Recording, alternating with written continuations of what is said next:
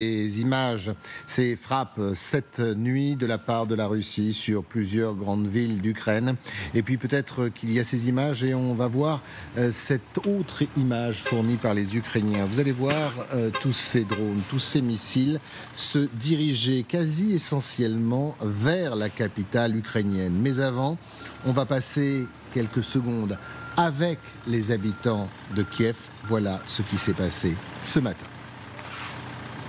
Конкретно все, уже им по барабану. Хорвов.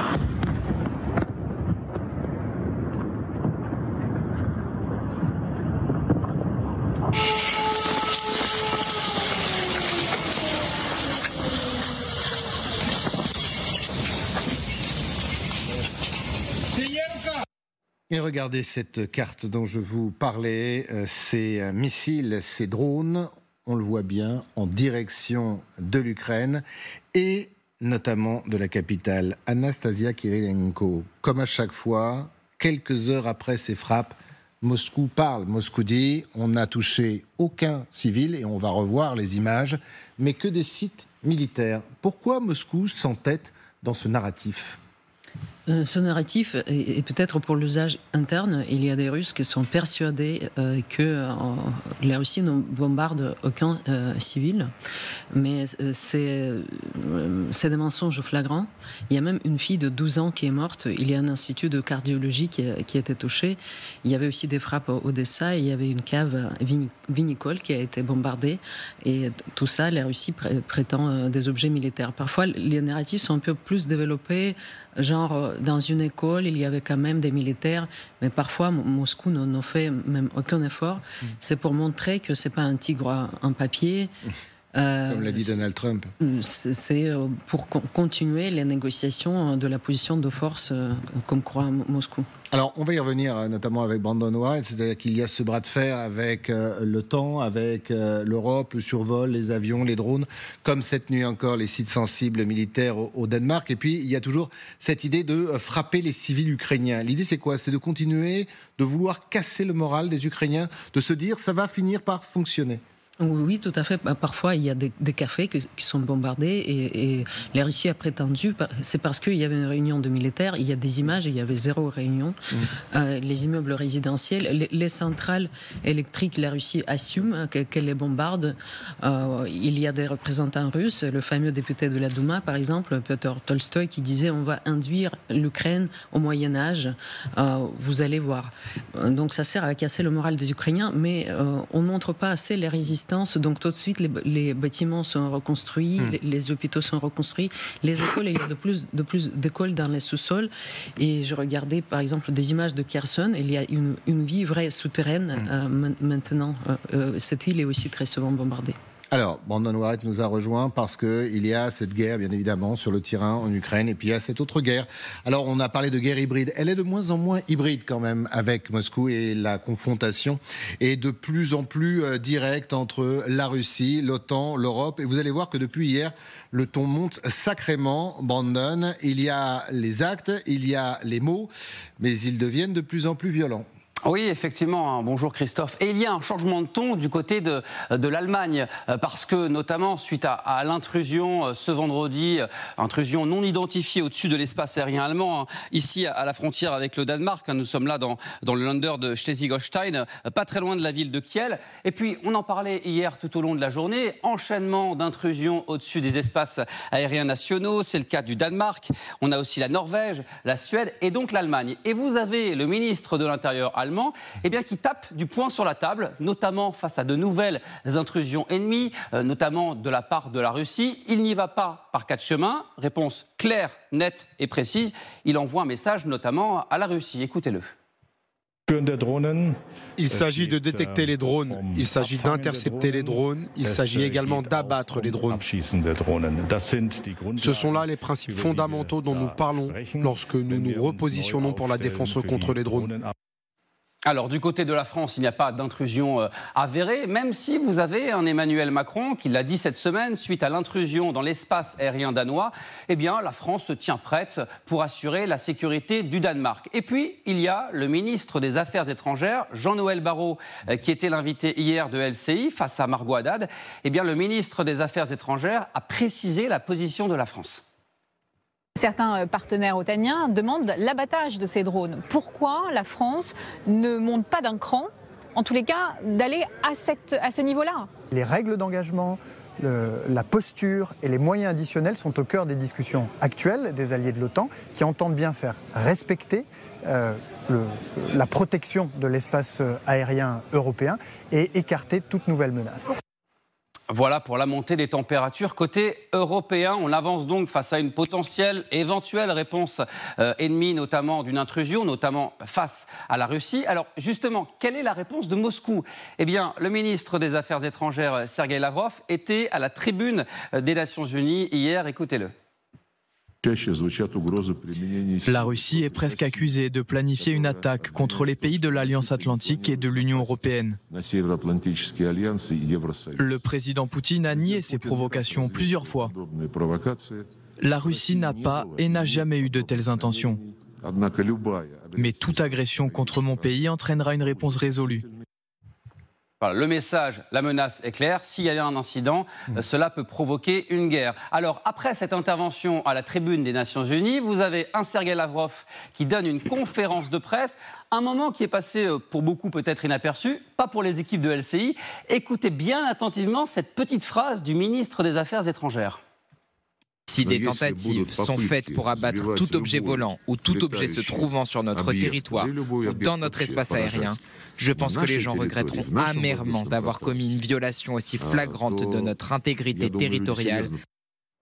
Voilà, on a tous très bien entendu. Vous avez Sergueï Lavrov qui parle de l'espace aérien russe. Et vous avez ce ministre qui joue sur l'ambiguïté. Souvenez-vous de ce qu'il s'est passé la semaine dernière. On en a beaucoup parlé avec vous, Christophe, sur LCI le week-end dernier, notamment avec cet espace aérien estonien qui a été violé. Selon Moscou, nous étions dans les eaux internationales. Selon l'Estonie, nous étions au-dessus de l'espace aérien estonien. Et vous avez un Sergueï Lavrov qui joue sur la complexité maritime et géographique de ce golfe de Finlande, parce que d'un côté, il y a l'espace aérien d'un pays, de l'autre, la Finlande, et ces 10 kilomètres, justement, c'est là que joue toute cette complexité. Et le ministre des Affaires étrangères russe qui prend le monde à partie en disant que, justement, il faudra discerner lorsque nous nous trouvons dans des espaces aussi restreints et donc dans des situations aussi complexes. Merci beaucoup, Brandon, pour toutes ces précisions et ces déclarations. Le problème, mesdames, messieurs, c'est qu'à force de montrer les muscles, de faire des grandes déclarations, Grégory Phillips,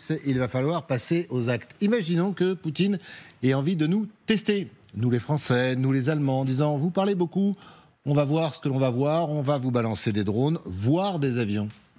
Oui, et c'est là que justement que réside un autre facteur de complexité, c'est de quel type d'engin on parle. Parce que dans les incursions auxquelles on a pu assister depuis plusieurs jours maintenant, en territoire européen ou otanien, ça va, d'après ce qu'on comprend, parce qu'il y a encore beaucoup de choses qu'on ne sait pas, du petit drone qu'on peut quasiment acheter dans le commerce et qu'on fait voler, qu'on fait décoller au-dessus d'un aéroport, à un avion de chasse MiG qui est dans le ciel estonien. Et entre les deux, vous avez quand même toute une palette d'engins avec des drones plus puissants, des drones Shahed, des drones qui peuvent être armés ou non armés, et jusqu'à l'avion de chasse. Donc vous voyez que la réponse, en fait, on ne peut pas avoir une réponse claire et définitive sur dès qu'il y a un engin qui s'introduit dans notre espace, on le descend. Pourtant, c'est ce qu'on le dit.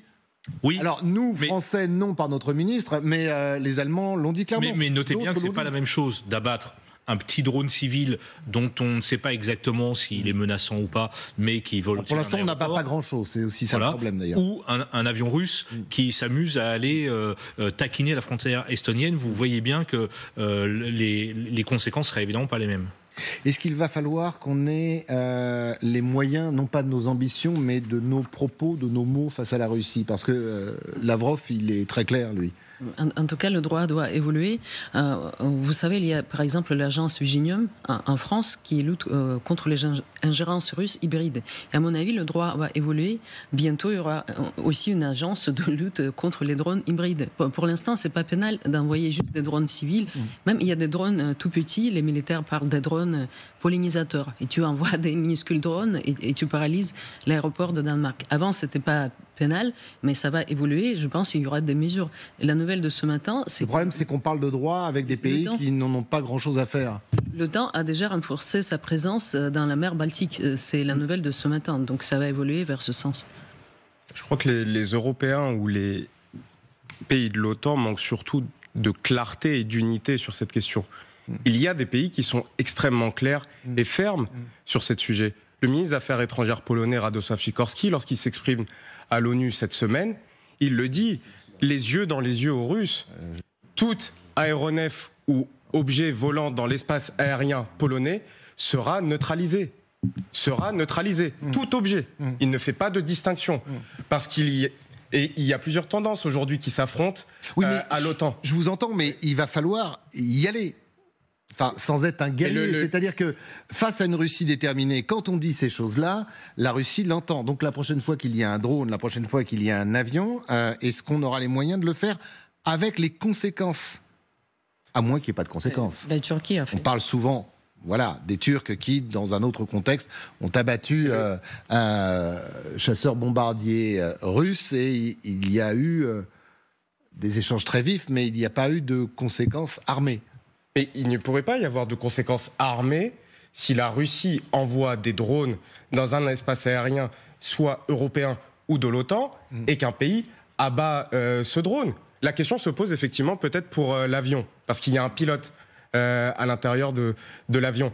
Mais la vraie question qui est posée, c'est qu'est-ce que les Russes cherchent en testant nos défenses et nos rapidités d'interception. L'une des vraies hypothèses, c'est qu'elle essaie d'éloigner nos opinions publiques, nos élites politico-militaires du terrain ukrainien. Parce qu'elle est là, c'est en Ukraine que cette guerre se joue. Et qu'effectivement, peut-être que l'une des mesures... Poutine l'a rappelé ce matin, bombardant massivement plusieurs villes.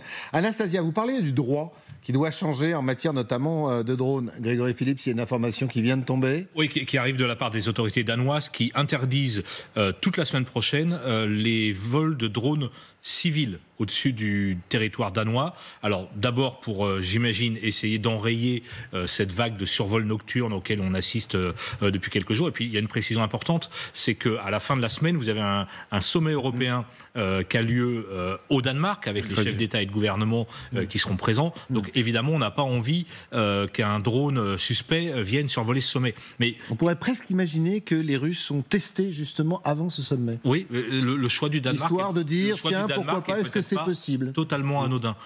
Mais qu'est-ce que ça dit aussi, cette décision ? Ça veut dire qu'on est quand même dans un flou sur l'origine de ces drones.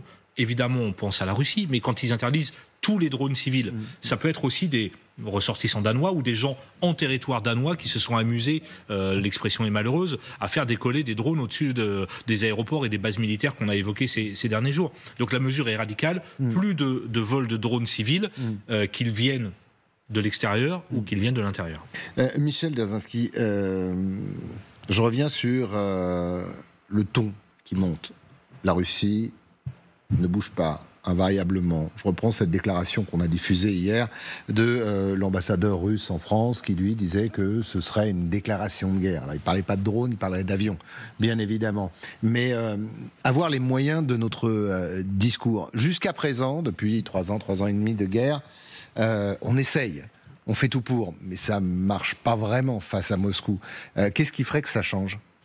Mais je crois qu'aujourd'hui, on a des réponses qui sont disparates. C'est-à-dire qu'il a été dit tout à l'heure que pour la Pologne, il ne laisserait rien passer. Aujourd'hui, le Danemark exprime, parce qu'il va y avoir effectivement une réunion européenne au Danemark, qu'ils interdiraient tout, et tout est progressif.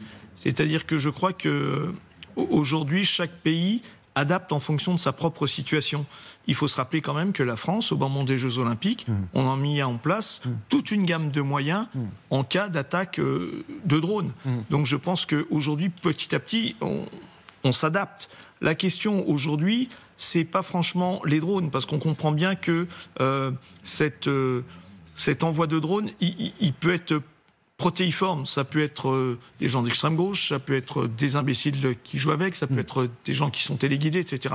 Et que la réponse du Danemark aujourd'hui, c'est de dire no way, ça passera pas. La Pologne aussi. Donc je pense que petit à petit, il va y avoir un alignement de ce genre de choses pour éviter quoi que ce soit fait par des individus qui sont téléguidés ou non téléguidés. Donc ça va venir dans nos espaces. On sait très bien que dans nos villes, c'est interdit, etc. Après, sur la question des avions, parce que c'est ça qui pose comme question, ce que posent les Russes, je crois qu'à moyen terme, l'OTAN a répondu. C'est-à-dire qu'ils ont mis en place cette action sentinelle. On décolle, on intercepte. Voilà, exactement. On raccompagne. On raccompagne jusqu'au jour où ça deviendra tellement problématique qu'on sera obligé d'abattre. Et on pense souvent aussi à l'accident, parce que c'est déjà arrivé. Oui, mais encore une fois, la Russie, il faut se rappeler, lorsqu'il y a vraiment une réponse ferme, elle ne répond pas. Vous avez pris l'exemple des Turcs, on peut prendre l'exemple des Américains en 2016, lorsque Donald Trump envoie des Tomahawks sur la Syrie. En termes de réponse, la Russie n'a pas répondu. Ce qui veut dire que la Russie s'est aussi mesurée lorsqu'on a des réponses fermes. Et que je crois qu'il faut laisser le narratif russe aller de l'avant, il faut nous prendre les décisions que l'on veut prendre, et puis adviendra ce qu'il adviendra. Se montrer ferme, c'est souvent ce que dit et répète le président Zelensky. Alors, Volodymyr Zelensky a pris la parole et parle bien évidemment de son meilleur ennemi, Vladimir Poutine, en disant il y a autre chose que la guerre que l'on vit, que l'on subit depuis 3 ans et demi maintenant derrière la tête. On va l'écouter. Poutine n'attendra pas la fin de la guerre en Ukraine. Il ouvrira une autre porte. Personne ne sait où se trouve cette porte. Personne ne sait avec certitude où se trouve cette porte. Mais une chose est sûre, il veut le faire. Il teste l'Europe. Il a vérifié que l'Europe n'avait pas la capacité de se protéger contre les drones russes. Anastasia, il parle de quoi? Alors je précise, Arthur Koenigsberg, que vous venez de sortir ce livre, L'Europe de l'Est n'existe pas, ces pays oubliés où se joue notre avenir. Il y a une élection d'ailleurs très importante qui se joue en ce moment même, en Moldavie, bien évidemment. Et ces pays, on sait que ces pays sont la cible de Moscou. Quand le président Zelensky parle d'une autre guerre, d'un autre front que veut ouvrir Poutine, il parle de quoi? Il parle, voilà, des guerres hybrides en Moldavie. En ce moment même, il y a des élections. En Moldavie et ailleurs, partout où il ne mettra pas des hommes. Par exemple, ils ont essayé le Kazakhstan. Il y avait une vraie opération de GRU en 2023 de commencer. GRU, c'est les services secrets de l'armée. Et ils n'ont pas réussi parce que la population du Kazakhstan est très jeune et ça leur disait rien, l'Union soviétique en fait. Mais en gros, c'est partout les anciens pays de l'Union soviétique. Déjà, en Europe de l'Est, c'est très compliqué. À l'époque de la Deuxième Guerre mondiale, d'après-guerre, il y avait des chars russes en Pologne, en Prague, etc. Donc ça va être compliqué pour les Russes de se réintroduire là-bas. Mais par exemple, en Hongrie et en Slovaquie, comme ces pays n'ont pas l'accès à la mer, il y a la question du gaz et pétrole russe. Ils sont très pro-russes et par rapport aux autres. Et Poutine va essayer d'avancer ses pions là-bas aussi. L'autre guerre, c'est ça, c'est le cheval de Troie de Poutine. Ça sera militaire, mais pas que militaire. Ça sera peut-être les guerres hybrides, ça sera peut-être politique. Mais ce sera tout ça à la fois. Déstabiliser les populations. Il y a des élections partout dans nos pays. Regardez, il est intervenu en Roumanie. Aujourd'hui, on a les drones. On a eu en France les cercueils et les têtes de cochon. On voit bien que ça prend, que c'est protéiforme et que oui, tout ce qui pourra éloigner du spectre de ce qui se passe aujourd'hui en termes de destruction massive sur l'Ukraine, il va l'utiliser et que plus il pourra détourner nos regards de cela, nous menacer et pendant ce temps-là, nous focaliser sur un autre front, il le fera.